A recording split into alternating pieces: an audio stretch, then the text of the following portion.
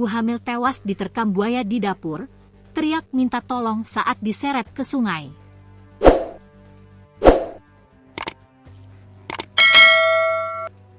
Seorang ibu rumah tangga bernama Munirah, 28, tewas diterkam buaya di Kabupaten Nunukan, Kalimantan Utara, Kaltara, pada Selasa, 27 Mei 2025, pagi.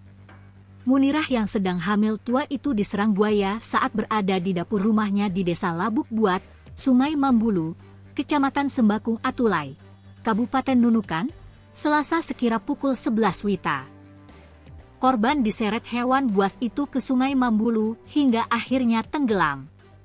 Dalam kondisi hamil besar, korban tidak memiliki cukup tenaga untuk melawan hewan predator itu. Insiden ini dibenarkan oleh Kepala Sub Bidang Penyelamatan BPBD Nunukan, Hasanuddin. Iya betul, laporan kejadian itu sudah kami terima. Namun laporan resmi akan kami masukkan dalam laporan harian pukul 18 WITA. Ujarnya. Diketahui dari narasi yang beredar di grup WhatsApp warga, Munirah sempat melihat buaya mendekat saat dirinya berada di dapur. Ia pun berteriak meminta pertolongan kepada saudaranya, Ana Maria yang berada tak jauh dari lokasi.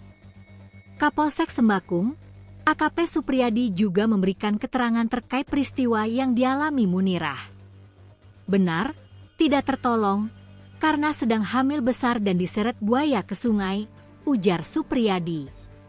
Menurut kesaksian warga, Munirah sempat berpegangan pada batang kayu di tepi sungai untuk menyelamatkan diri. Korban sempat mengatakan, "Tolong Ana, ada buaya," kata Supriyadi. Ana bergegas mencari kayu untuk menarik Munirah, namun saat kembali, tubuh korban sudah ditarik buaya ke dasar sungai. Ana yang shock langsung berlari keluar rumah korban, mencari suaminya, sekaligus suami korban untuk mengabarkan peristiwa tersebut, tambah Supriyadi. Setelah bertemu suaminya, Ana yang masih dalam kondisi gemetar akibat menyaksikan langsung insiden tersebut berusaha menenangkan diri di dalam kamar. Mendengar kabar tersebut, warga sekitar segera melakukan pencarian dan menyisir sungai selama sekitar 30 menit. Warga sempat melihat buaya muncul ke permukaan, namun ketika mencoba mendekatinya, buaya tersebut kembali menyelam. Tak lama kemudian, jasad korban muncul ke permukaan. Jadi antara waktu kejadian dengan kemunculan jasad korban ke permukaan sekitar 34 menit, jelas Supriyadi. Setelah ditemukan, jasad korban dibawa ke Puskesmas Tanjung Harapan, Kecamatan Sembakung Atulai, untuk mendapatkan perawatan. Jasad Munirah kemudian dipulangkan dan dibawa menuju kampung halamannya di Tanjung Selor.